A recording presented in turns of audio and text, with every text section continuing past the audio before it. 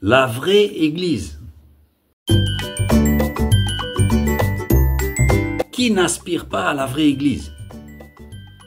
Bon, alors évidemment, l'herbe est toujours plus verte ailleurs, toujours plus verte de l'autre côté de la barrière. Mais quand même, quand on voit certaines églises, comme vous et moi, au travers des médias, on se pose des questions et on s'aperçoit tout de suite ce que nous, on n'a pas et ce qu'on pourrait avoir.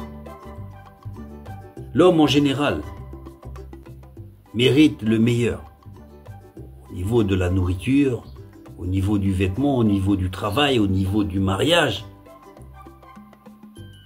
Pour l'Église, c'est pareil. Dieu veut nous donner le meilleur. Évidemment, le problème, c'est que des mercenaires sont venus dans cette entité qu'on appelle l'Église, dans cette création messianique, cette création qui vient du Messie, cette Église, ce lieu où le corps même du Christ se construit, en interaction avec toutes les cellules que forment tous les rachetés, pour former cet ensemble concret, vivant et fonctionnel que Dieu a prévu pendant notre passage ici-bas sur terre. Et donc au travers du monde, on peut trouver des églises remarquables, des grandes églises.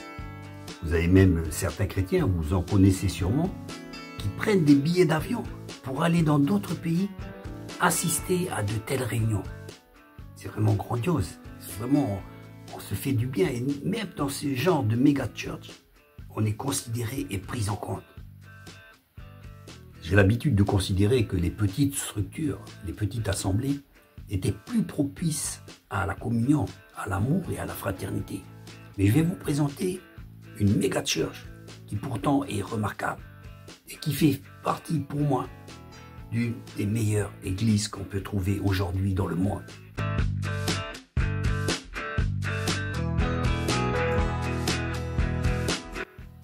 C'est le temple du Calvaire en Inde, dirigé par le pasteur Satish Kumar.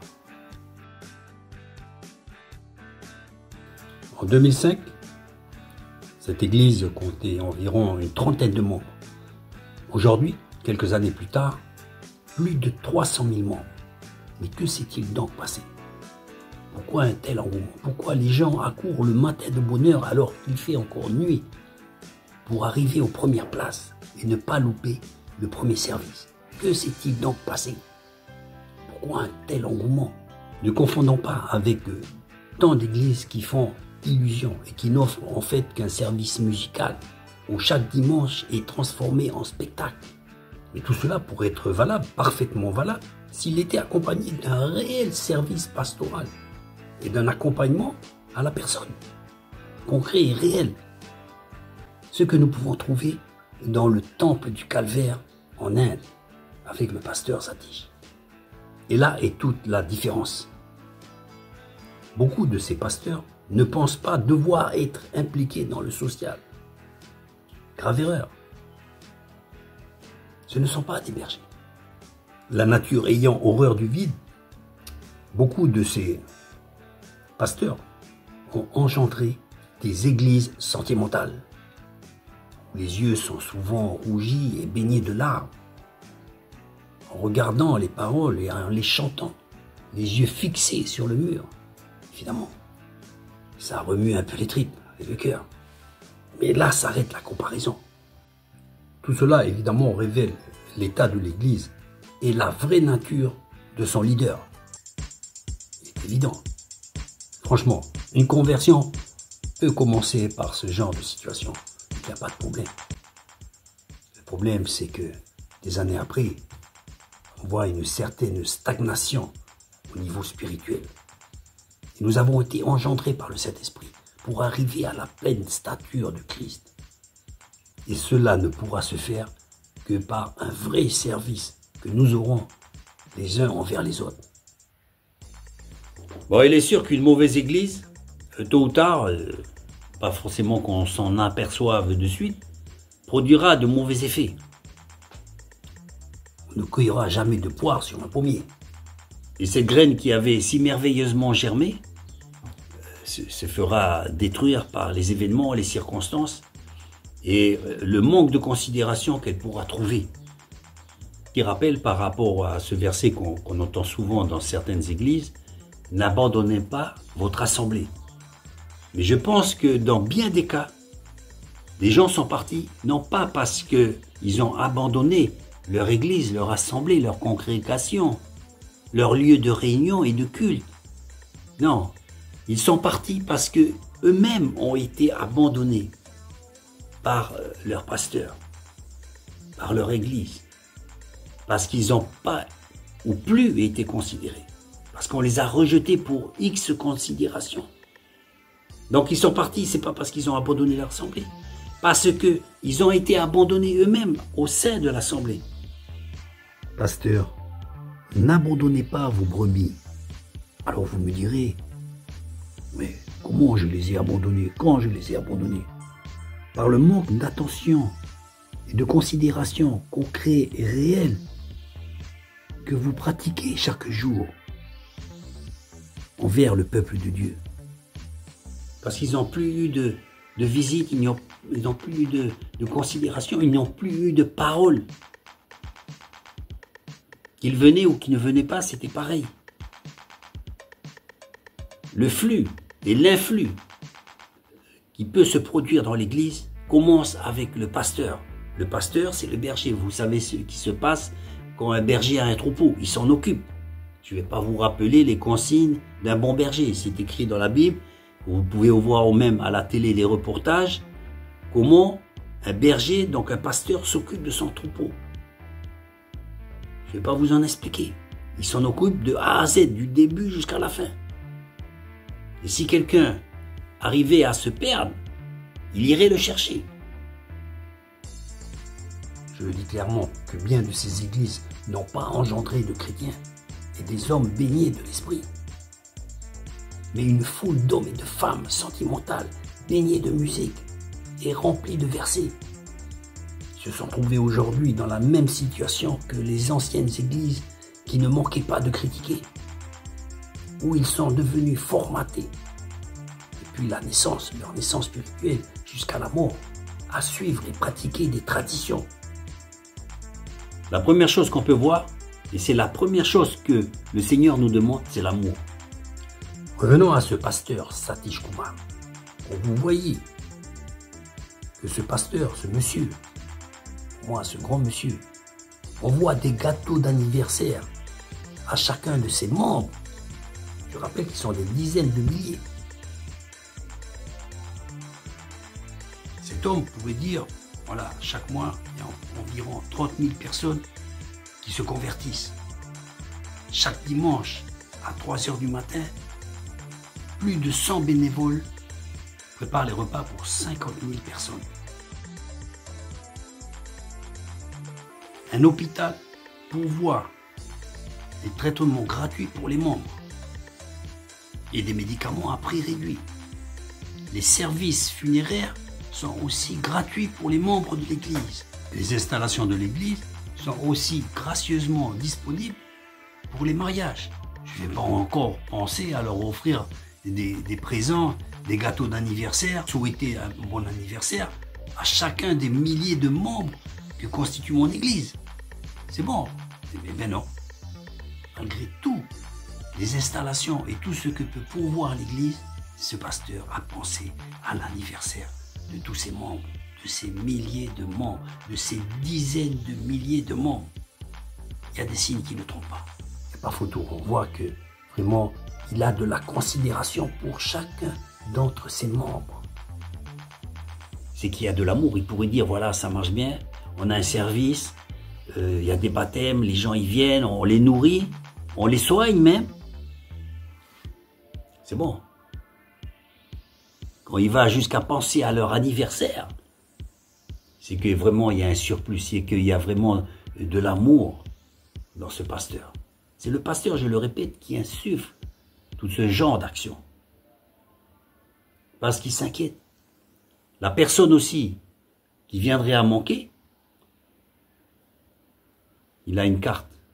le pasteur Satish, soucieux de ses membres, se posait la question en lui-même et a demandé à Dieu, mais comment je vais faire pour voir si l'un d'entre eux est manquant? Si quelqu'un aurait un problème et que je ne le saurais pas, évidemment, ils sont des milliers. Ça me fait penser à Moïse, où Dieu lui a demandé de déléguer et de faire des chefs de famille, etc.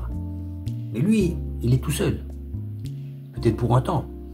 Et il assure lui-même chacun des 5 services dominicaux. Mais enfin bref. Donc, il était là à se poser la question. Et le Saint-Esprit lui a montré ce système de cartes. Ainsi, les gens, quand ils rentrent à l'église, ont une carte personnelle et ils badgent. Le pasteur, donc, sait automatiquement qui est venu et qui n'est pas venu. C'est judicieux. C'est comme le berger. Comme je vous le disais, je ne vais pas vous expliquer qu'est-ce que fait le berger. Le berger, il s'occupe des moutons, du troupeau. Et donc, si quelqu'un, ou même des dizaines de personnes ne viendraient pas pour X raison, parce qu'ils seraient malades, automatiquement, il recevrait un SMS.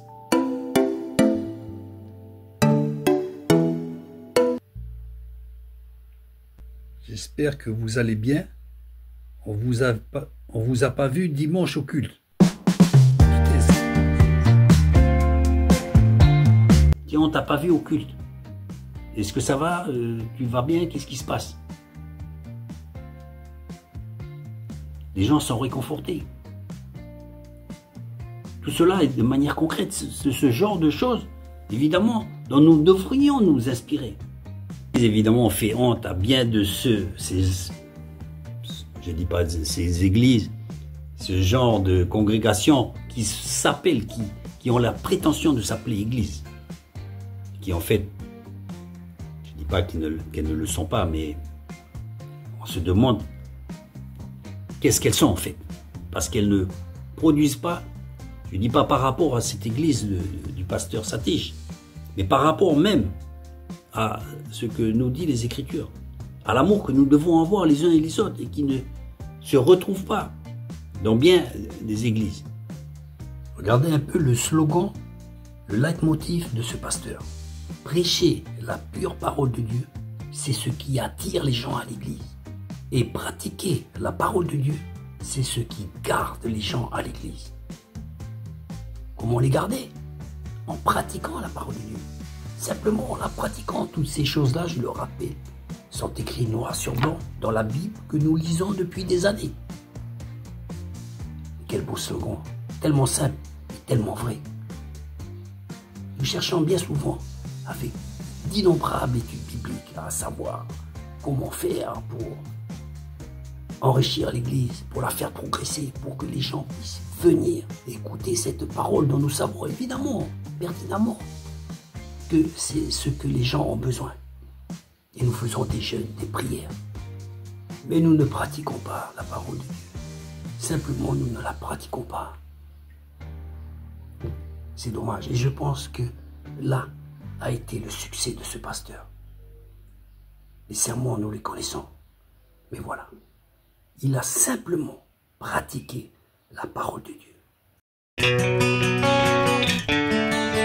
C'est ce que les gens ont besoin. Vous savez, nous sommes des êtres spirituels et nous avons besoin de vitamines, d'aliments différents pour construire notre homme, notre corps. C'est tout à fait normal. Notre être spirituel est de même. Il a besoin de bons aliments, de vrais aliments, pas du fake. Des vrais aliments que l'on pourra trouver de manière concrète, que nous aurons su trouver dans notre Église. À l'heure actuelle, dans notre froide Europe et dans nos froides églises occidentales, je généralise évidemment, nous devons prier et jeûner pour pouvoir trouver cette qualité de service. Parce qu'évidemment, les brebis ont faim et ont soif. Vous imaginez qu'une telle personne qui viendrait chez nous ferait, je pense que aurait le même genre de résultat. Parce que quand on s'occupe d'une personne, quand on s'occupe d'un groupe, on a automatiquement des résultats. On a une bonne graine, produit automatiquement de bons fruits.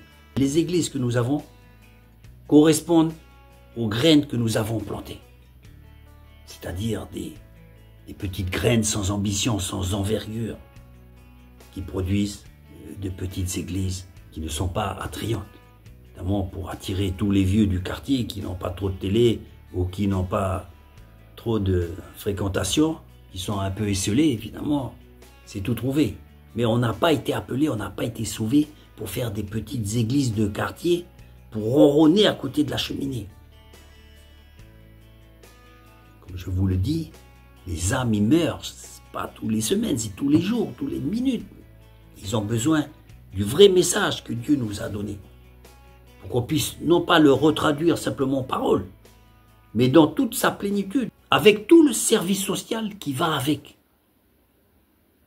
Si c'est pour parler et que parler, il faut faire attention parce qu'on est là pour assurer quand même un minimum de service après-vente. Le service après-vente. Le métier pastoral est un métier complet. Hein? Vous voyez ce que je veux dire? Si on est juste là pour parler, vous savez, aujourd'hui, on a des films, on a tout, hein, on a l'intelligence artificielle, on a des milliers, peut-être même des millions de sermons, à droite, à gauche. Donc, il faut faire attention. L'Église reflète notre travail, ce que nous avons fait. Qui nous sommes? Un bon ouvrier produit du bon travail. Et notre Église est notre carte de visite. Et comme je le redis, c'est pas avec du bruit, à crier Alléluia, qui signifie une bonne Église. Hein, ce n'est pas ça. Ne vous étonnez pas que les gens ne viennent pas à l'église. Ne vous étonnez pas.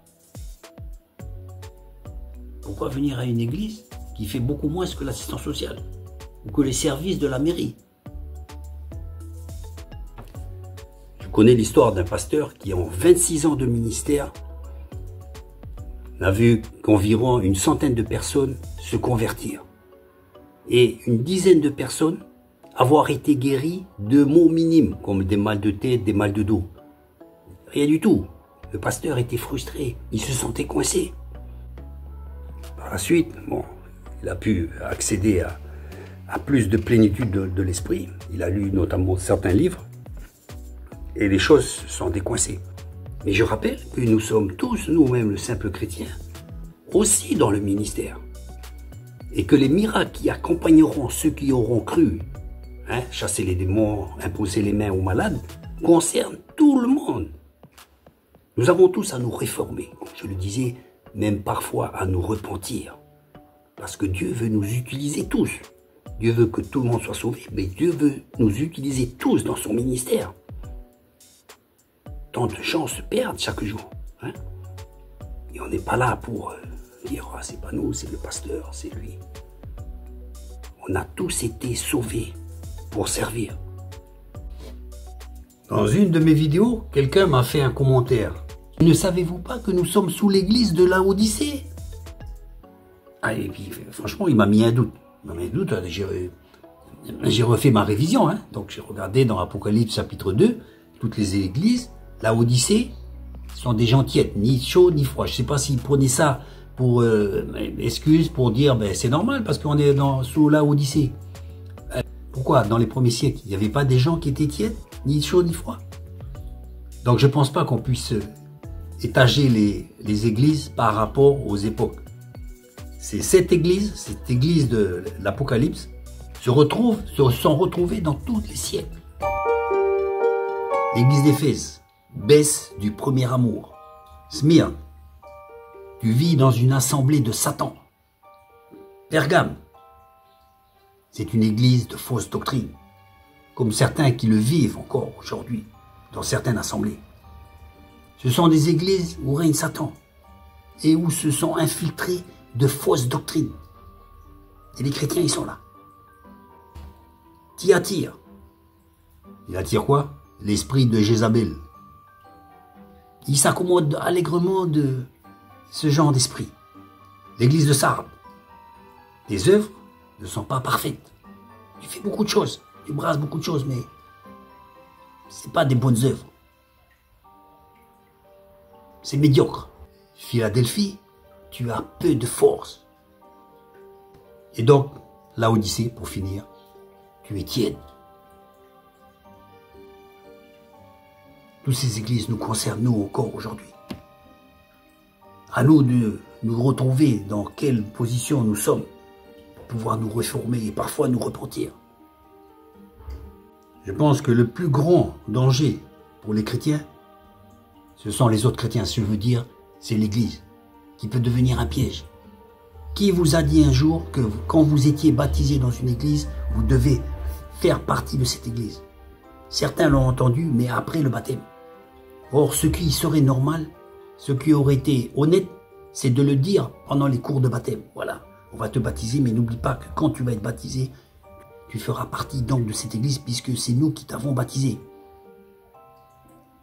Je ne connais aucune église qui fait ce genre de démarche. Et pourquoi? Parce que ce n'est pas biblique. Et deuxièmement, parce que ça mettrait de la pression sur le baptême.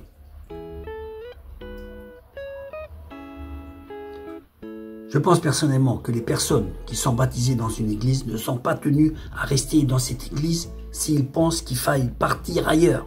Pourquoi? Ne prenons pas le baptême pour prétexte. Le baptême ne nous appartient pas. C'est le baptême de repentance, non pas à une assemblée, à une église, mais le baptême de repentance envers Dieu. Pour aller vers Dieu, pour aller vers le Christ. Pour commencer une communion spirituelle avec le Saint-Esprit. Et pour rentrer dans la carrière que Dieu nous a montrée. Le baptême ne doit pas être revendiqué par une église pour accaparer les âmes. Cela est une démarche malhonnête. Je pense que n'abandonnez pas l'assemblée doit être pris dans le sens où n'abandonnez pas l'assemblée à partir du moment où vous savez vous-même que c'est votre assemblée. Pas un autre qui vous dira à votre place que c'est votre assemblée. Le baptême ne doit pas être un moyen d'accaparer les gens. Le baptême ne doit pas être un moyen pour accaparer les âmes et les rendre fidèles à une assemblée. Parce que ce n'est plus de l'amour. C'est une sorte de chantage. Dieu nous a appelés à la liberté. Mon frère, ma soeur, quand tu te fais baptiser pour suivre le Christ, pas une assemblée, et pas pour être formaté et coincé dans une assemblée. La personne va se réaliser après, mais j'avais pas vu ça comme ça, quoi. Ouais, mais bon, ils vont pas forcément analyser la chose, et donc quelque part, ils vont savoir qu'il faudra rester. C'est très mauvais. Dieu est un Dieu de liberté. Toute chose qui est contraire à la liberté ne vient pas de Dieu. On peut très bien être baptisé dans une assemblée, mais pas baptisé pour l'assemblée. Pas être baptisé pour rester dans l'assemblée. On est baptisé dans une assemblée. Très bien. Maintenant, si on pense que notre place est ailleurs, je pense qu'on peut y aller. On peut aller ailleurs. Mais, par contre, là où je ne suis pas d'accord, c'est des personnes qui sont sorties de l'assemblée pour aller dans notre assemblée. Ça leur regarde, chacun aura son jugement.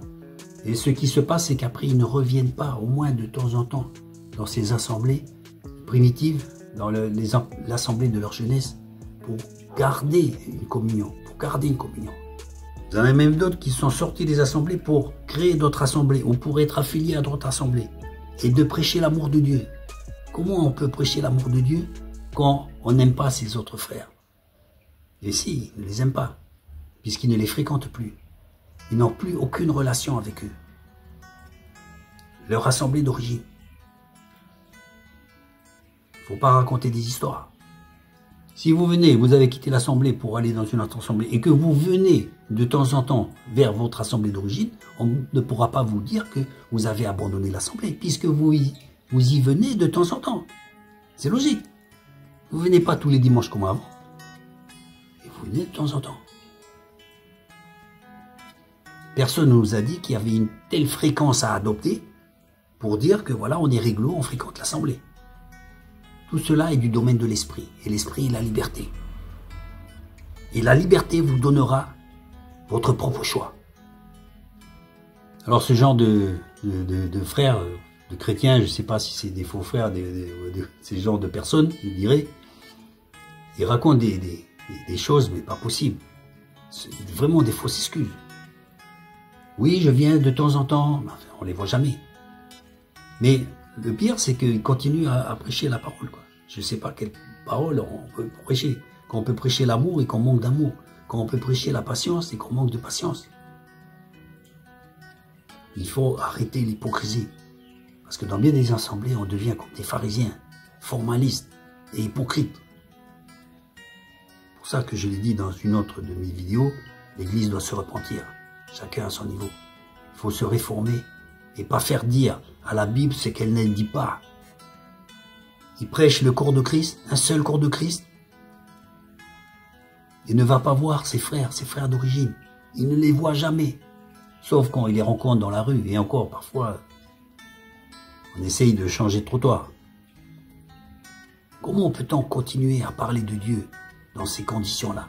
Comment? Et pourtant, c'est ce qu'ils font. Ils vont même jusqu'à monter au pupitre pour faire des sermons et prêcher. Distribuer des prospectus pour faire des réunions.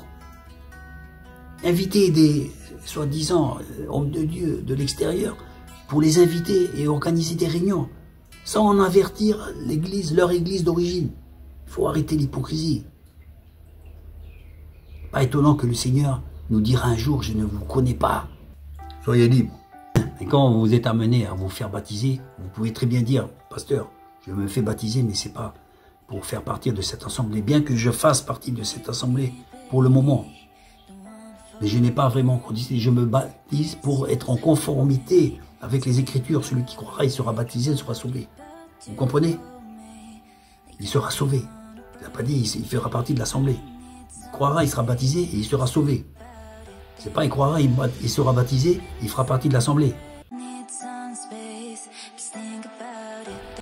Il y a beaucoup de choses dans l'église qu'il faut réformer. Et c'est pour ça que bien des gens, comme je le dis, ne viennent pas à l'église à cause de ce genre de trucs qu'on a inventé de toutes pièces. Je le redis, il ne faut pas faire dire aux Écritures ce qu'elles ne disent pas. La vie chrétienne, c'est une vie merveilleuse. Elle devient terne, pâle, austère et ennuyeuse, justement à cause de ces genres de pratiques qu'on veut nous faire introduire dans l'église. Vous réfléchissez bien, c'est ça. Évidemment, c'est fait de telle manière que la personne va se sentir elle-même coupable. Elle dit, ouais, c'est vrai, j'ai abandonné l'assemblée, j'ai fait cela. Mais évidemment, dans de telles conditions, la personne, vous allez la fracasser, là, tôt ou tard. Vous allez la saper à petit feu, là. Et après, elle ne va pas forcément réaliser que c'est pas sa faute. Donc, nous sommes tous les gardiens du temple. Frères et sœurs, nous sommes tous les gardiens du temple. Là où vous êtes, ne vous laissez pas faire. Soyez conduits par le Saint-Esprit qui vous enseignera lui-même ce que veut dire les Écritures, qui sont elles-mêmes inspirées par l'Esprit. Vous avez compris? Le pasteur, une dernière mise au point que je vais vous dire, le pasteur, c'est pas le monarque. Le pasteur, ça doit être normalement votre serviteur. S'il ne vient pas vous voir, s'il ne vous donne pas un service minimum, tirez-en vous-même toutes les conséquences.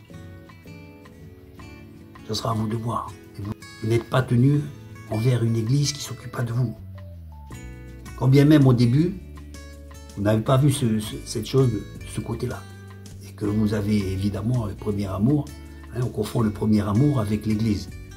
Vous avez rencontré le Seigneur, donc automatiquement, vous faites un rapport avec l'église. Non, le message que vous avez entendu ne vient pas du pasteur. Il n'a fait que retransmettre. Donc vous avez été attiré par le Seigneur, par le message que le pasteur a retransmis comme un canal.